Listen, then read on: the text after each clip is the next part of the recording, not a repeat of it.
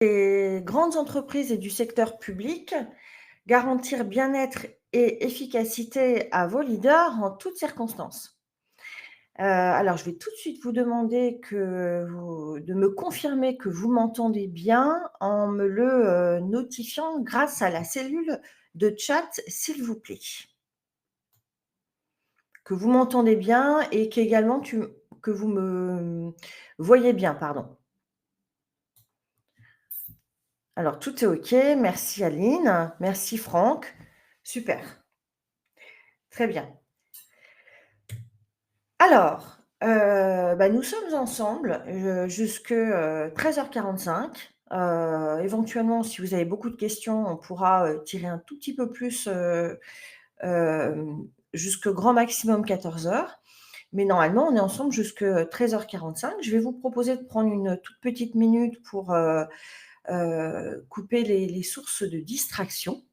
Vous l'autorisez en tout cas, je vous invite à vous l'autoriser, à vous mettre à l'aise également, parce que, vous allez voir que, je vous propose un contenu qui est assez riche et je l'espère, intéressant pour vous. Alors pour que nous puissions faire connaissance, en préalable, je vais vous demander de répondre à ces 3 questions, grâce à la cellule de chat. Donc quelle est votre fonction? Quelles sont vos responsabilités en matière de développement du leadership? Et quel est le problème numéro 1, auquel vous êtes confrontés à ce sujet, bien sûr? Je vous remercie vraiment de rédiger des phrases parce que lorsque c'est trop des petites bribes, je ne parviens pas à comprendre en fait, hein, vraiment votre situation. Et ça va être intéressant pour moi, de façon aussi à pouvoir, adapter, hem, le webinar. Donc voilà, prenez le temps, prenez quelques petites minutes, mais pour me dire ce qui vous amène, pour me dire ce qui vous préoccupe, sur ces sujets, du développement, relationnel, personnel, développement du leadership, pour que je puisse donc adapter mon webinar. Donc je vois Franck qui est DRH groupe, responsabilité sur la stratégie, les sponsors et le partage de la vision. Merci beaucoup Franck. Est-ce que, vous avez une problématique particulière, qui vous amène, à ce webinar aujourd'hui? Alors je vois que d'autres personnes sont en train d'écrire, donc non, plus par curiosité, vous êtes le bienvenu. Hem Et vous êtes dans quel secteur, Franck, si je peux me permettre? Comme ça me permet de mieux vous connaître. Plus je sais qui est derrière son écran, mieux c'est. Environnement, super, merci beaucoup Franck. Alors, Adeline est consultante en marque employeur et le sujet vous intéresse, j'imagine peut-être, à titre plus personnel. Biographe d'entreprise, indépendante, la prospection, je ne me sens pas légitime à aller vers des clients potentiels. OK, Laureline, quel joli prénom. Hem, alors je vois que d'autres personnes sont en train d'écrire.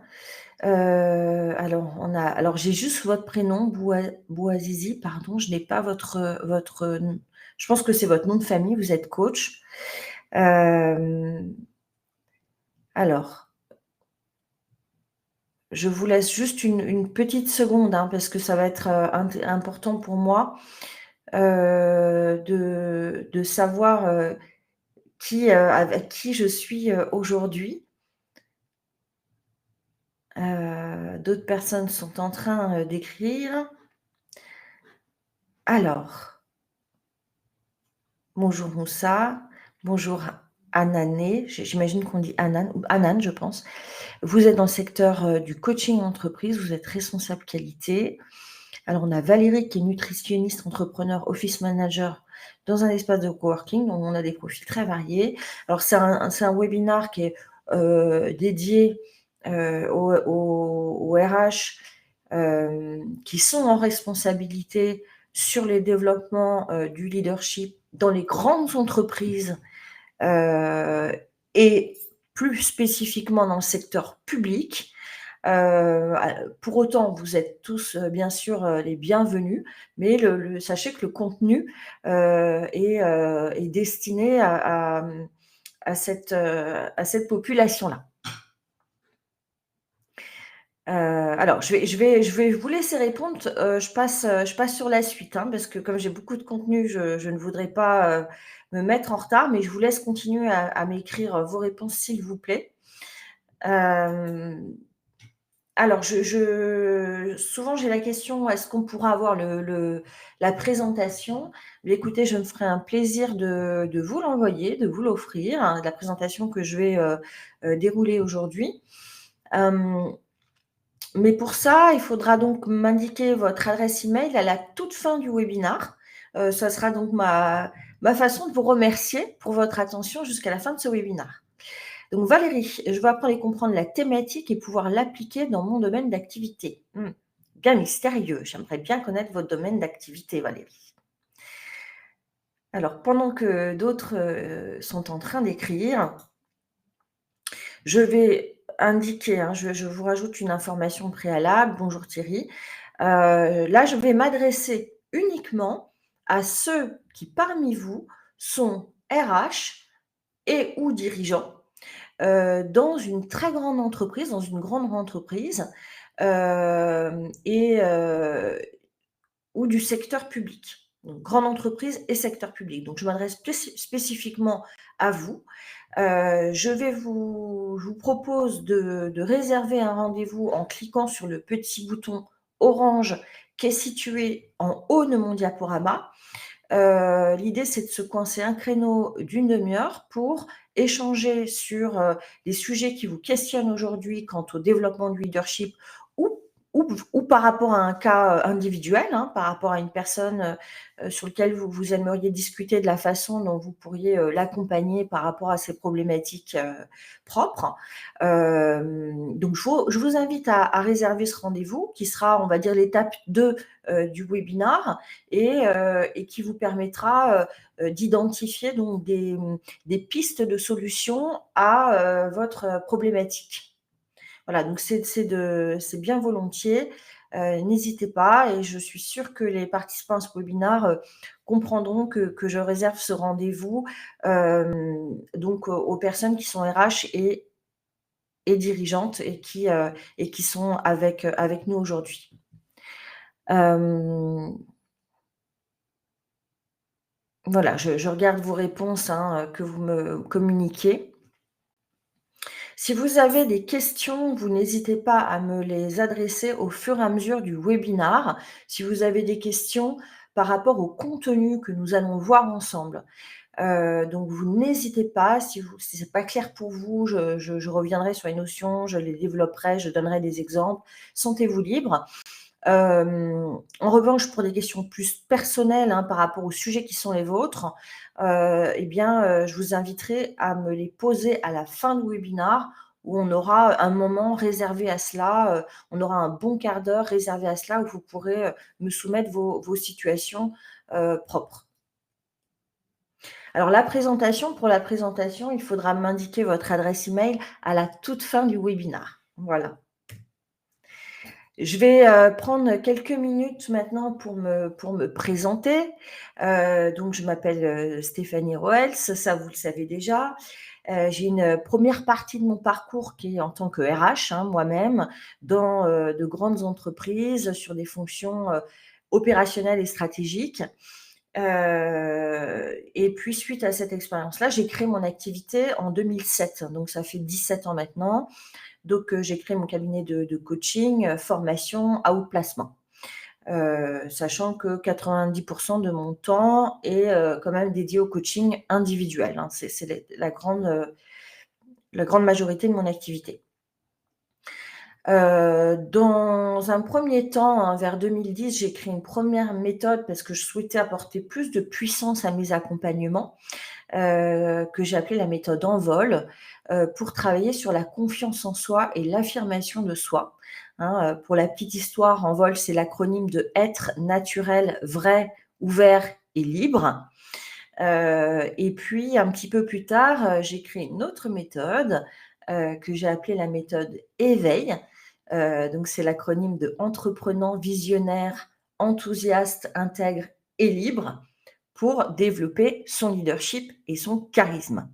Donc je voulais, vraiment pouvoir, m'équiper, d'outils, de capacités à diagnostiquer, beaucoup plus finement les problématiques de mes clients et bien sûr, pouvoir leur transmettre, des clés, pour, développer ces dimensions-là.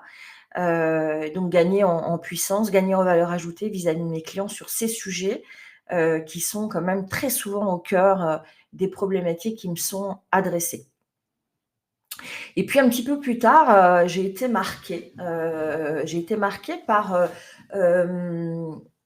le par la souffrance, par le désarroi, par l'impact délétère que pouvaient avoir des relations, difficiles, des relations, parfois même toxiques. Donc je me suis, beaucoup intéressée à ce sujet-là, le sujet des personnalités difficiles, des personnalités toxiques et ça m'a amenée à proposer, une autre, on va dire méthode, un autre accompagnement que j'ai appelé self défense, qui a une double vocation, hein, la première, c'est de travailler sur l'état d'esprit, acquérir le mindset, les convictions, les croyances, la posture, des personnes qui sont, les moins déstabilisables, les moins influençables, les moins manipulables. Donc comment je vais me protéger, moi-même dans des environnements, complexes, difficiles, voire toxiques et le second volet, c'est l'aspect comportemental. L'idée étant de pouvoir, doter mes clients de savoir-faire relationnel propres, à certaines personnalités difficiles, chose qu'on voit assez peu finalement dans les formations classiques en communication, puisqu'il y a des savoir-faire très spécifiques, hein, de communication, qui vont être, enfin il faut quand même avoir certaines compétences spécifiques pour, bien communiquer avec efficacité, intégrité, professionnalisme avec certaines, personnalités.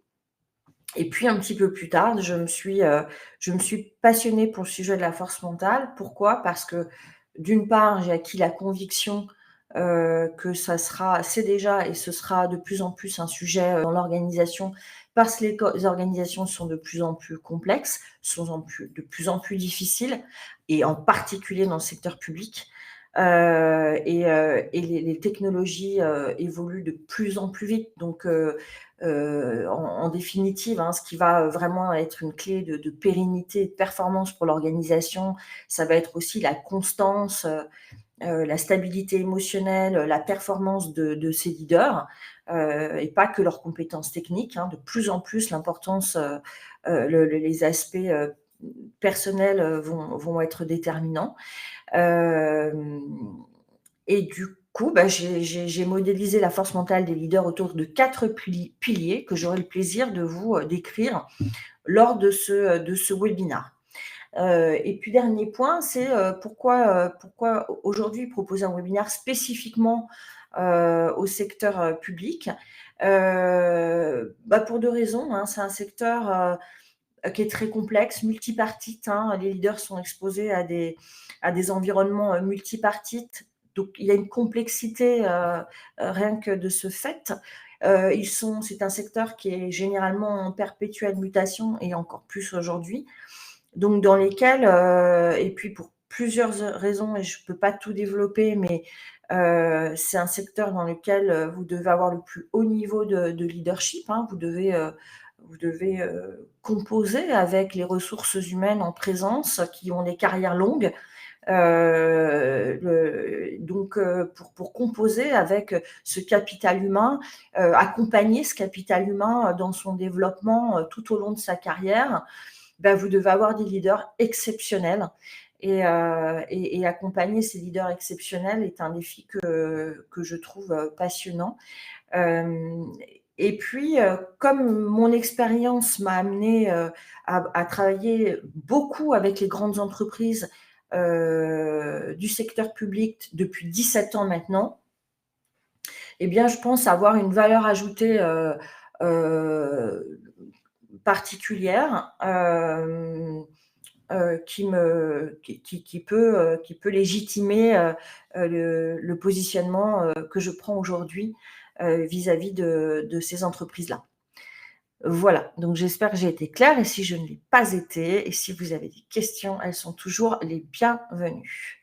Donc j'en termine avec moi et on va maintenant, rentrer dans le contenu. Quels sont les objectifs de ce webinaire? 1er objectif, reconnaître l'importance de la force mentale pour les leaders du secteur public. Découvrir quels sont donc les 4 piliers de la force mentale des leaders en entreprise et savoir mettre en œuvre, des stratégies, pour donc développer la force mentale de ces leaders. Voilà les points que nous allons voir ensemble aujourd'hui. Alors premièrement, reconnaître l'importance de la force mentale pour les leaders du service public. Quelque part, je viens de l'introduire, au travers de ma présentation, mais je vais revenir sur certains points, je vais les développer, davantage. Avant cela, je voudrais déjà vous proposer une définition, de la force mentale. Alors voilà la définition que je vous propose. Donc la force mentale est la capacité à faire face de manière constante aux défis et à la pression. Elle implique une série de compétences qui permettent à la personne de persévérer face aux obstacles en restant constructive, engagée émotionnellement, stable et orientée vers ses objectifs malgré les difficultés. Voilà la définition que je vous propose. Qu'est-ce que la force mentale n'est pas? Parce que c'est parfois une image qu'on peut se faire. La force mentale ne rend pas froid et insensible. Bien au contraire, elle permet de gérer ses émotions. Il n'y a pas d'intelligence sans émotion. Il n'y a pas d'intelligence émotionnelle. Il n'y a pas d'intelligence relationnelle sans émotion. Et je vous dirais même qu'il n'y a pas d'intelligence logique sans émotion. Tout ça est prouvé. Donc l'idée n'est pas de devenir froid et insensible, mais l'idée c'est de faire de ces émotions son allié. Qu'ils vous permettent de comprendre ce qui se passe autour de vous, de capter les signaux faibles, d'y réagir de façon appropriée, mais pas d'être le jouet de ces émotions ou être contrôlé par ces émotions. Donc la force mentale ne rend pas rigide, au contraire, va favoriser la souplesse, l'agilité, la capacité d'adaptation. Donc vous savez, comme moi, que une clé pour être dans la persévérance, pour réussir, pour relever les défis, pour aller de l'avant, pour avoir un état d'esprit constructif, optimiste, ouvert, il faut avoir cette agilité, cette capacité d'adaptation, parce que sinon, on se casse, on se démotive devant les challenges, devant les échecs également. Et donc, la rigidité est plutôt un facteur fragilisant par rapport à la force mentale. Donc non, l'idée n'est pas de devenir quelqu'un de froid ou de rigide. Non. Donc ça va être quoi l'idée? Je vais y venir. Mais d'abord, reparlons de la force mentale chez les leaders du service public et faisons ensemble un point sur les enjeux. Alors, on a, pour reposer quand même quelques éléments de contexte, les leaders du service public évoluent dans des environnements qui sont, comme je l'évoquais il y a un instant, complexes, multipartites et en perpétuelle mutation. Ils doivent relever des défis inédits aujourd'hui, en 2024 et depuis quelques années maintenant. Plus ça va, plus les leaders sont confrontés à des défis qui sont inédits, nouveaux dans l'histoire, tels que la diversité, l'inclusion, la transition écologique, le télétravail, les innovations technologiques. Donc aujourd'hui, être un leader, ce n'est pas être quelqu'un qui est compétent techniquement et qui sait coordonner des équipes et organiser son service.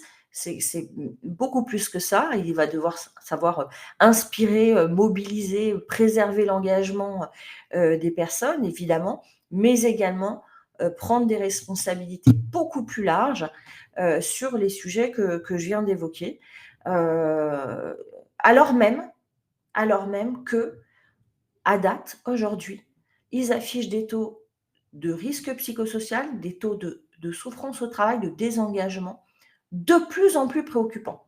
C'est-à-dire qu'en même temps, on a, alors je suis sur mode avion, mais mon téléphone sonne, c'est très bizarre. Bon, mais écoutez, il faudra m'expliquer, comment ça peut ça peut arriver.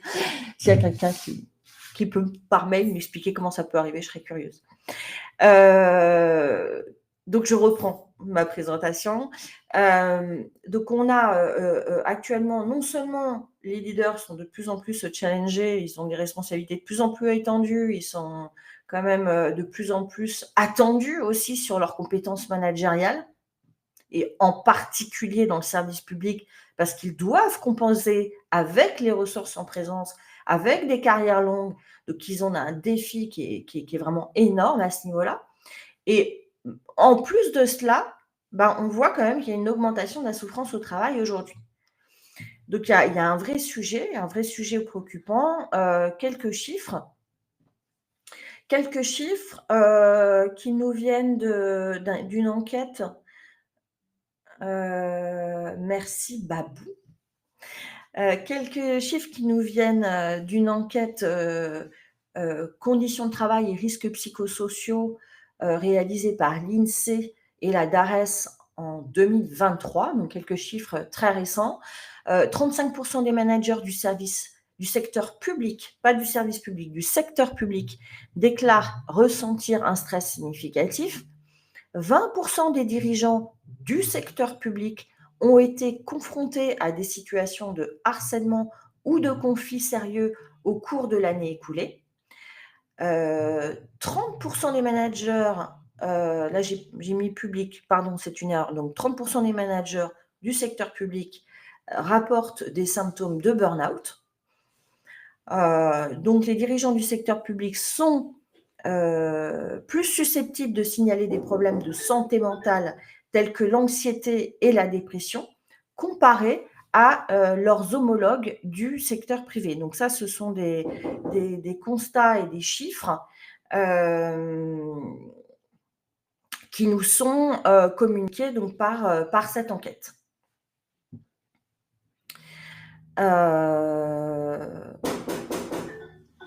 Ça frappe. J'arrive tout de suite.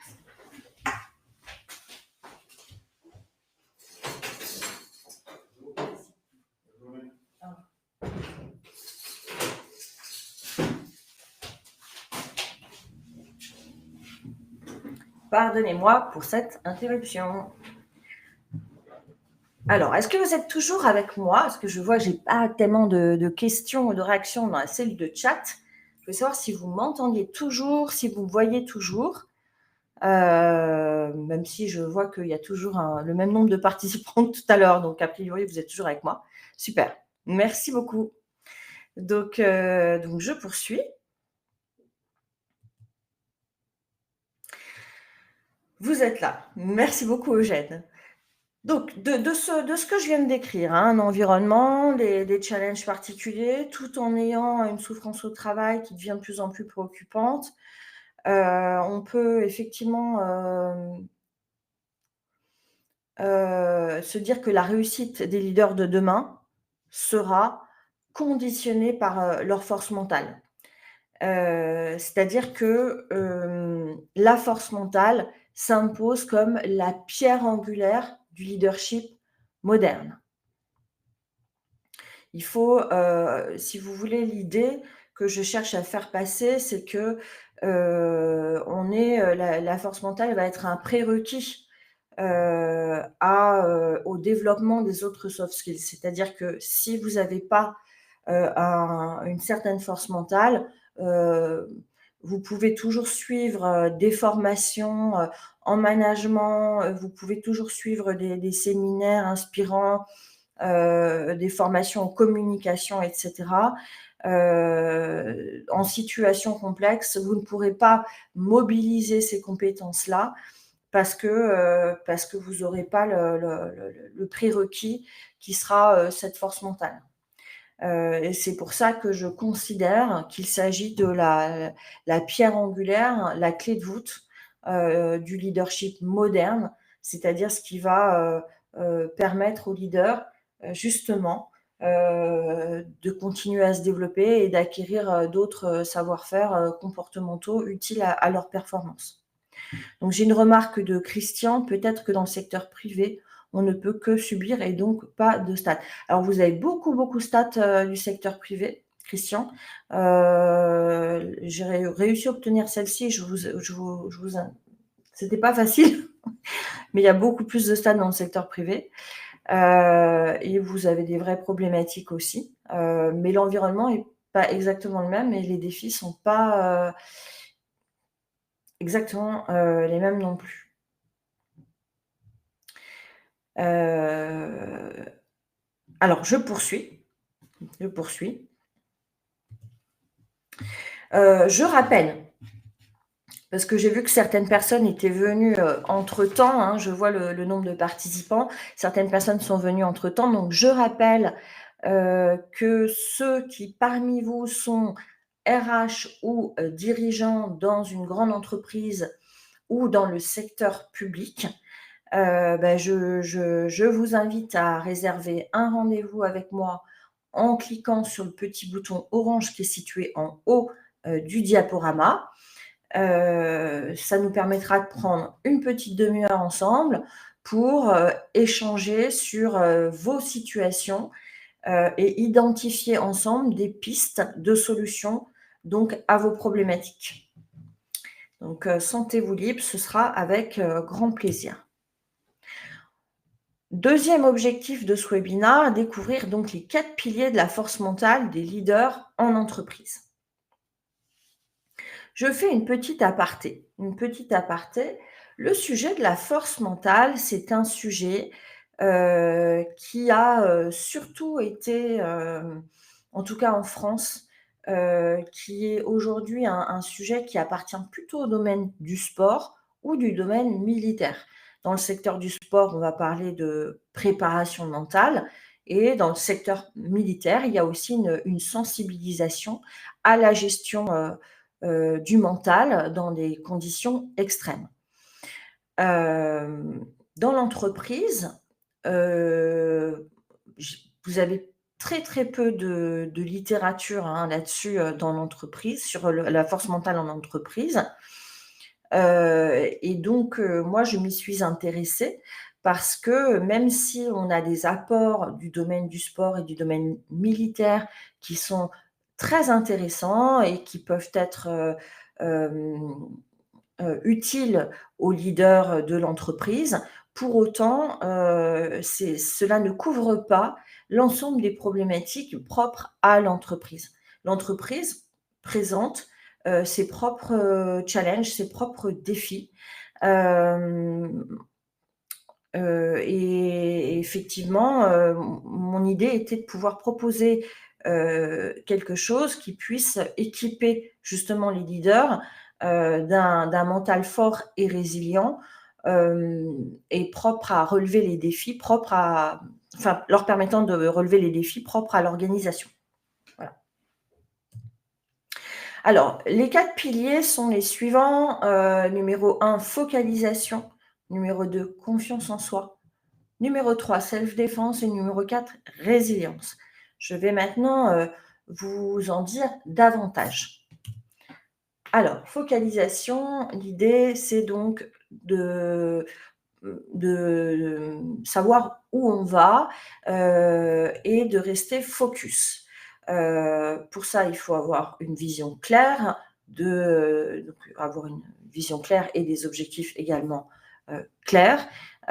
Ça permet de gérer ses priorités avec stratégie, hein, plutôt que d'agir sous le coup de l'émotion en faisant ce qu'on préfère faire, ce dont on se sent capable, ce qui va nous valoriser et cetera et cetera. Donc là, l'idée, c'est vraiment d'avoir une action juste, une action pertinente au regard de sa vision et puis d'avoir de la régularité en maîtrisant l'art de l'autodiscipline. Parce que, parce qu'à un moment donné, maintenir effectivement, rester dans cette focalisation implique aussi de se programmer des routines qui viendront soutenir la persévérance. Voilà. Si tout ce que je vous dis, si pour vous c'est pas clair, et cetera, vraiment n'hésitez pas à me poser des questions. Premier pilier, en tout cas, la focalisation. Si vous ne savez pas où vous allez, de toute façon, vous serez influençable et déstabilisable. Vous vous remettrez en question, vous ne ferez pas forcément les bonnes actions au bon moment, en tout cas les plus pertinentes. Ça, c'est un pilier fondamental. Deuxième pilier, la confiance en soi. Donc ça part généralement à tout le monde, ça paraît évident à tout le monde en général. L'idée pour renforcer sa confiance en soi, c'est d'abord de renforcer sa conscience de soi-même. Qui suis-je? Quels sont mes atouts? Quels sont mes talents? Quelles sont mes forces? Quelles sont également peut-être mes faiblesses? Sur quoi je dois m'appuyer comme ressource, comme stratégie de succès pour réussir? Ça permet de renforcer son estime de soi et donc sa confiance en soi. Et cela permet derrière de mettre en place une communication plus efficace car plus assertive. Et vis-à-vis de ses interlocuteurs, d'asseoir une posture charismatique. Donc, il faut être rassuré pour être rassurant. Et c'est bien là-dessus aussi qu'on travaille. Troisième pilier, le self-défense, je l'évoquais tout à l'heure. C'est vraiment ce double travail. Vous voyez, se préparer mentalement, donc avoir une préparation mentale qui permet de rester serein, lucide, de ne pas se laisser déstabiliser en situation dégradée et d'acquérir des techniques pour neutraliser les profils complexes et déjouer les attitudes négatives. Une fois de plus, je ne souhaite stigmatiser personne. Il y a des personnes qui présentent des profils complexes, certes, et puis chaque individu peut, à un moment donné, sous le coup de justement sa propre fragilité, manifester également des attitudes dites négatives. On peut tous être irritables, irascibles, fermés, rigides, négatifs, en colère. C'est humain. Seulement si ça se diffuse et que tout le monde est contaminé, vous avez des services qui ne peuvent pas être forts et résilients. Donc, soi-même, l'idée, c'est de se préserver et de préserver, d'avoir une relation aux autres qui fait que on ne va pas être contaminé par ces attitudes négatives. Et enfin, la résilience, donc c'est un mot qui est de plus en plus utilisé, donc maintenant qui commence à parler à de plus en plus de monde. L'idée étant d'apprendre à cultiver le lâcher-prise et la sérénité. On va choisir ses combats, on pose une action juste et on accepte de ne pas tout contrôler et de réajuster derrière son action. L'idée, c'est d'apprendre à maintenir une attitude ouverte et constructive à chaque instant pour enfin faire face aux défis avec agilité et flexibilité. Voilà pour les quatre piliers.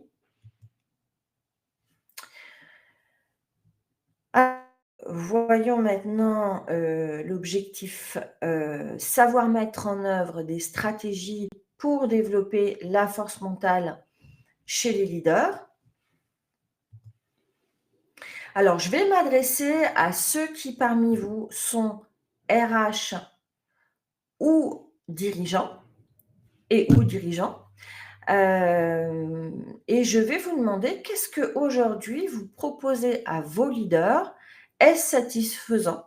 Et en quoi est-ce satisfaisant? Donc, est-ce que vous proposez des formations, du coaching, de l'intervision, du mentorat, des groupes de co-développement, des conférences, des séminaires? Il y a beaucoup de choses qu'on peut proposer et ce qui m'intéresserait, c'est de savoir ce que vous proposez, et si ça vous permet d'atteindre vos objectifs. Donc je vois que personne n'est en train de taper. Alors, soit personne ne se reconnaît dans ce profil-là. Je sais qu'il y a au moins Franck, hein. Donc Franck, si vous êtes toujours avec nous, peut-être vous pouvez partager avec nous. Mais si vous êtes, s'il y a d'autres personnes qui parmi vous, Franck Coaching, merci beaucoup. C'est bien aimable. Hem, est-ce que c'est satisfaisant? Voilà, si vous avez d'autres personnes qui peuvent, partager, ce serait vraiment super. Donc pendant que vous écrivez, je continue, mais je reste très, très attentive à vos réponses. Donc Babou, c'est un aspect qui n'est malheureusement pas pris en compte. J'ai peur que ce ne soit pas considéré comme important. Bah, ça va vite de le devenir. Peut-être pas sous cette terminologie-là, parce qu'effectivement, moi, j'utilise une terminologie normalement, les Américains parlent de mental toughness, donc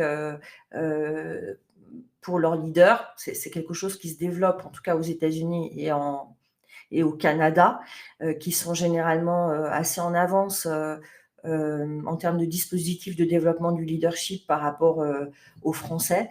Eux parlent de mental toughness. Donc pour eux, c'est comment c'est une notion qui existe maintenant dans les RH, mais c'est vrai que c'est pas vraiment la force mentale, c'est pas vraiment de cette façon-là qu'on en parle, en tout cas en France. Eugène, je propose aux leaders d'être congruents. Oui, c'est en tout cas la congruence est une clé de leadership, enfin, de charisme et ça peut être protecteur, d'une certaine façon, en effet. Alors, je vais vous décrire quelques dispositifs. Donc, l'idée, c'est de mettre en place des dispositifs qui sont, complémentaires les uns avec les autres. Je vais vous parler de solutions individuelles et de solutions collectives. Sur les solutions individuelles, il y a le coaching individuel, hein, donc l'executive coaching, donc qui est, à destination des leaders, managers et dirigeants, où on va analyser la, coaching et conférence, OK. Où on va analyser en amont, la problématique, du coaché, de la personne qui va être accompagnée. L'idée étant de pouvoir, définir les objectifs, de l'accompagnement et pour moi de créer un «programme» entre guillemets, hein, des étapes clés, d'accompagnement, avec des notions à acquérir, et des compétences à acquérir, qui permettront à la personne d'atteindre ses objectifs. Donc, même si quand je le dis comme ça peut paraître de s'éloigner du coaching et ça peut sembler de la formation, en réalité, ça reste quelque chose de 100 personnalisé. Mais, comme je vous le disais, moi, j'ai créé des méthodes sur, le leadership, le charisme, la confiance en soi, l'affirmation de soi, la préparation mentale, la communication face à des personnalités complexes. Enfin bref, j'ai quand même une boîte à outils qui est relativement étendue. L'idée, c'est quand même de pouvoir transmettre aussi des outils à la personne, de façon très chirurgicale, de façon très, finement choisie pour que la personne reparte, aussi, beaucoup plus compétente et pas uniquement, qu'elle ait pu recevoir une aide ponctuelle par rapport aux situations, qu'elle aura rencontrées, durant le coaching. Alors Paddock Coaching, c'est quoi? Alors ça, c'est quelque chose que je propose maintenant depuis assez peu de temps, depuis quelques années, mais qui est très intéressant. L'idée, c'est de proposer donc c'est une aide ponctuelle au travers d'une séance unique de coaching. Alors le principe, c'est quoi? J'ai mis les bénéficiaires potentiels peuvent planifier une séance à tout moment pour débloquer une situation, avoir un conseil en urgence, débriefer d'une situation et prendre du recul en cas de crise, préparer un événement, inattendu et cetera.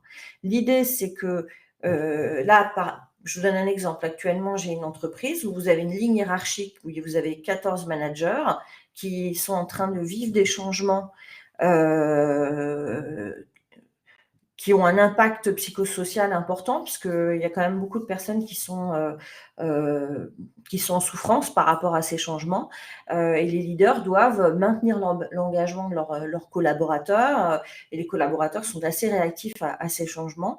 Eh bien, l'idée, c'est de dire à ces leaders, ben, vous avez, un lien, hein, moi je leur donne un lien où ils peuvent réserver à tout moment, un créneau dans mon agenda, que ce soit en présentiel ou en distanciel.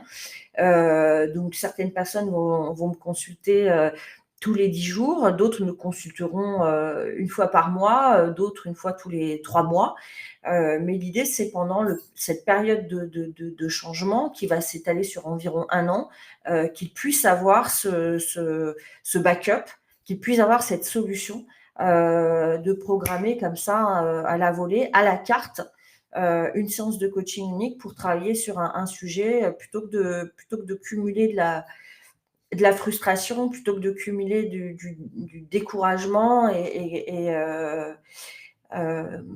parce que pour eux, effectivement, la situation est un peu complexe. C'est intéressant aussi pour les responsables formation puisque ça leur permet d'optimiser leur budget formation, sachant que, là, on est vraiment sûr et certain que chaque séance a une forte valeur ajoutée, tout en ayant un budget maîtrisé puisqu'en amont, le responsable formation aura dit: «Bah, voilà, l'enveloppe annuelle, c'est ça, donc si à un moment donné, il y a plus de crédit, il y a plus de crédit, mais au moins, les gens vont aller, à la carte, rechercher l'aide dont ils ont le plus besoin au moment opportun. Merci Franck pour votre intérêt et merci d'avoir participé. Merci beaucoup. Et donc, les solutions collectives, nous avons les ateliers et la formation. Donc les ateliers sont conçus en sur-mesure, après avoir écouté les membres de l'équipe, hein. L'idée, c'est de proposer des ateliers qui vont durer 2-3 heures et qui vont être répartis à peu près tous les 3 semaines, sur des petits groupes de 4 à 6 personnes.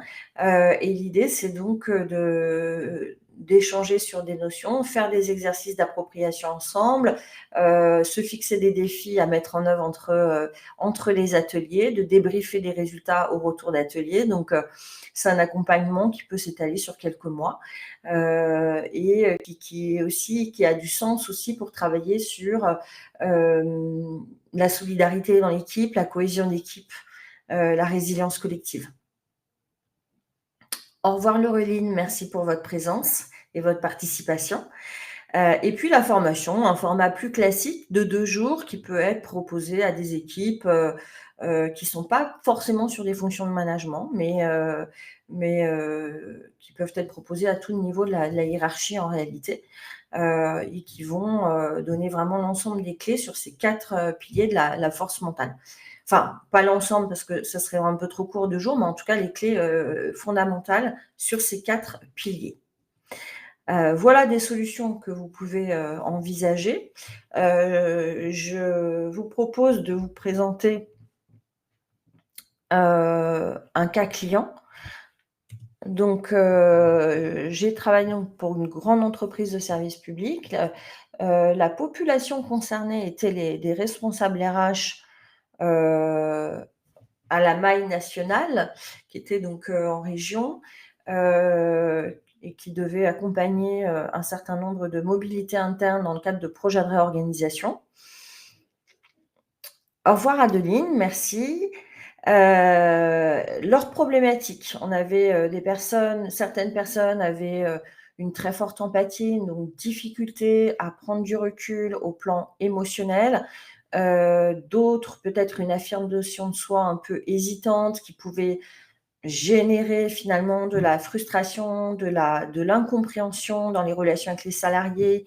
Heu, donc on crée le lit de non-dits, voire de tensions, entre les membres des ressources humaines et les salariés. Voilà, des émotions difficiles à gérer pour d'autres, RH et puis un rôle finalement pas suffisamment bien circonscrit et on sait tout ce que ça peut induire comme complications, parce qu'on ne sait pas, quelles sont les demandes auxquelles on doit, donner suite, celles auxquelles on ne doit pas donner suite, qu'est-ce qui relève purement du rôle, du manager? Qu'est-ce qui relève de son rôle de responsable RH? À quel moment s'arrête ma mission? À quel moment je considère que j'ai fait le job, et que, finalement aller plus loin avec telle personne, ça relève peut-être d'autres professionnels. Donc c'est vraiment une particularité du métier de RH. C'est compliqué parce qu'il y a plein de demandes et il faut savoir en permanence, avoir une représentation très claire de son périmètre de responsabilité, de façon à les adresser avec professionnalisme et efficacité.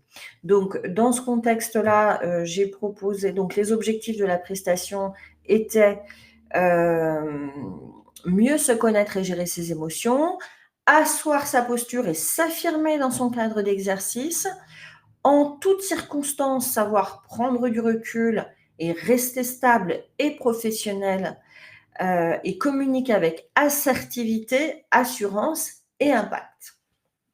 Voilà les objectifs. La solution, nous avons, on avait des groupes, enfin j'avais en l'occurrence des groupes de 4 participants, donc plusieurs groupes de 4 participants. Chaque groupe a bénéficié de 7 ateliers de 2 heures chacun, espacés de 3 semaines. Donc, en termes de résultats, les objectifs que j'évoquais il y a un instant ont été atteints. Ils ont été très satisfaits de finalement se sentir dans une plus forte intelligence émotionnelle, d'une certaine façon, une meilleure compréhension de soi, des autres, de sa relation aux autres, de son impact sur l'autre, de comment gérer les relations. Ils m'ont également fait part de leur de ce sentiment d'avoir une posture renforcée, de ce sentiment d'avoir une crédibilité beaucoup plus forte en interne, une crédibilité qui valorise leur contribution au bénéfice de tous. Parce qu'effectivement, ce qui va participer à votre sentiment de légitimité va participer à votre crédibilité, il va participer évidemment à la réussite de votre mission. Donc voilà un cas qui s'est terminé il y a très peu de temps pour moi. Je rappelle une dernière fois, et après je vous embête plus avec ça, que les RH et dirigeants qui m'écoutent, je vous invite à réserver un créneau, si vous le souhaitez, avec moi, d'une demi-heure en cliquant sur le petit bouton orange situé en haut du diaporama pour échanger sur vos sujets, qu'ils soient individuels ou collectifs, et qui ont trait au développement du leadership, de la communication et du management. Alors, je vais maintenant prendre quelques minutes. Normalement, le temps du webinaire est terminé, mais si vous avez des questions, c'est bien volontiers que je vais y répondre. Vous voyez la photo que vous voyez là, c'est mon cabinet que vous voyez derrière. Donc, je suis à Vincennes, je vous ai mis l'adresse. Pour les personnes qui sont en Île-de-France, c'est très facile d'accès. Pour la petite histoire, parce que c'est à côté du métro ligne 1 Béraud ou du RER A de Vincennes. Voilà, pour la petite histoire, pour les franciliens qui nous écoutent. Alors, je vois que plusieurs personnes sont en train d'écrire. Maintenant, c'est vraiment, je peux prendre maximum 12 minutes pour répondre à vos questions. Donc, je vous en prie, n'hésitez pas à me communiquer vos questions plus personnelles. Alors, quelqu'un est en train d'écrire. Alors, ça peut avoir attrait au contenu aussi que je viens de vous présenter naturellement. Thématique intéressante. Merci Valérie. Merci pour votre intérêt. Alors, d'autres personnes sont en train d'écrire.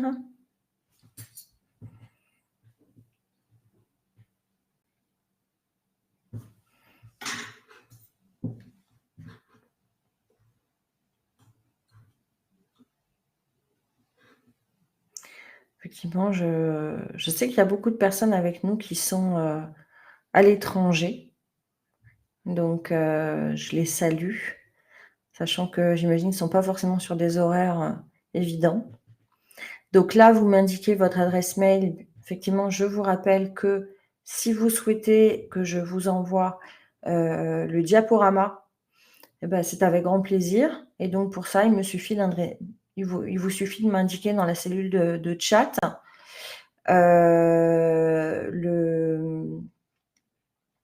alors je vois que j'ai une question. Il vous suffit d'indiquer dans la cellule de chat votre adresse email.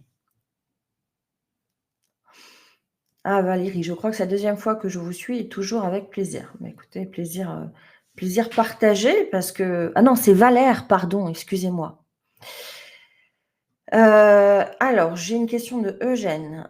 Différence fondamentale entre coaching, tutorat, mentorat. Si je devais vous dire une différence fondamentale, je vous parlerais de position haute, position basse.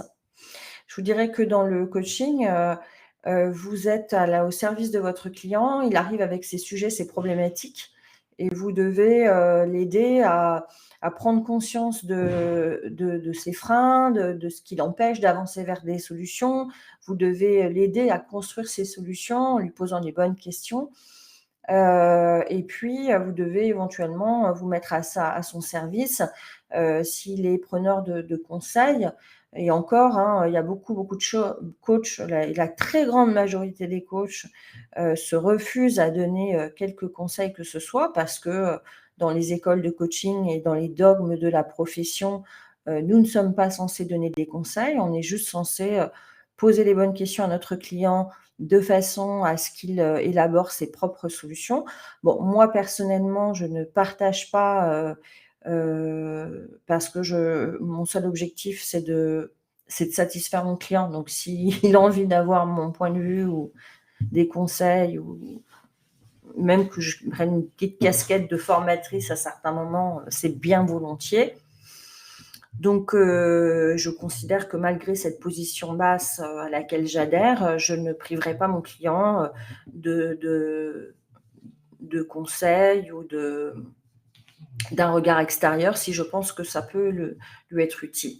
Mais si vous voulez, sur le principe, on est quand même sur, cette position basse où on accompagne la personne, pour qu'elle puisse avoir ce moment de prise de recul et d'élaborer ses propres solutions.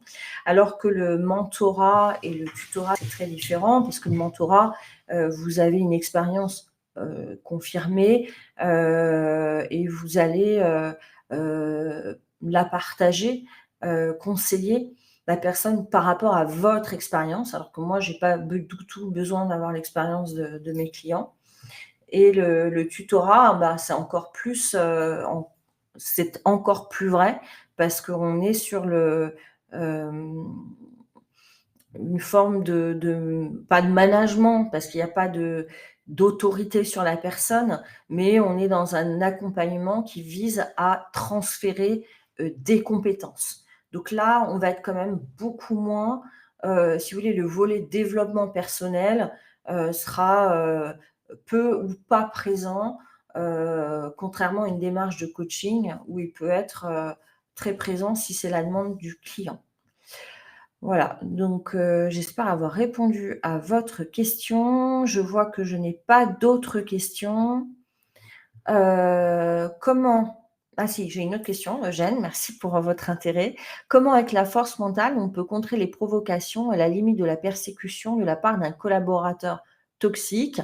Hem, alors déjà avec la force mentale, vous allez apprendre à, avoir c'est le côté préparation mentale vous permet d'acquérir une vision des choses, une compréhension de la situation, une analyse de la situation, une préparation de la situation, une gestion de vos émotions, une posture qui fait que l'autre aura déjà beaucoup moins de pouvoir de déstabilisation sur vous, voire plus du tout.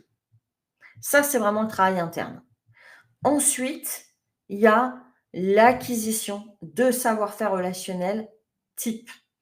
Si vous êtes face à quelqu'un qui est dans la condescendance, la provocation, la persécution à votre égard, donc qui vraiment est dans la transgression, dans des comportements qui ne sont pas acceptables et cetera, il faut effectivement, poser clairement et fermement vos limites et avoir des techniques de communication qui permettent de le faire, tout en évitant de rentrer dans des conflits.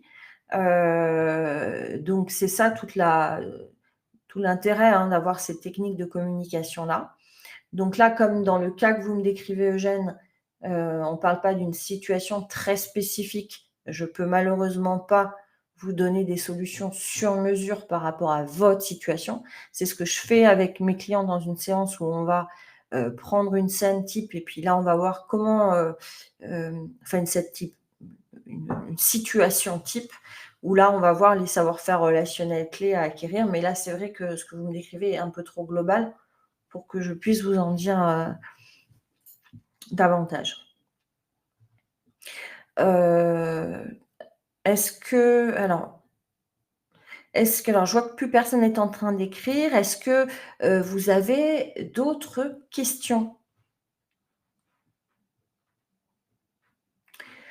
Plus personne ne tape. Donc si plus personne ne tape, bah, je pense que vous n'avez plus de questions. Heu, voilà, je vois qu'il y a encore quelqu'un qui est en train d'écrire quelque chose, donc je vais attendre et puis si je n'ai plus de questions, merci beaucoup Valère. Moi j'arrête d'écorcher votre prénom. Si c'est votre prénom, j'espère en tout cas. Enfin j'espère que j'ai pas écorché votre prénom depuis le début. Hem, En tout cas, bah, je vous remercie pour votre intérêt. Je vous remercie pour, votre présence à ce webinar.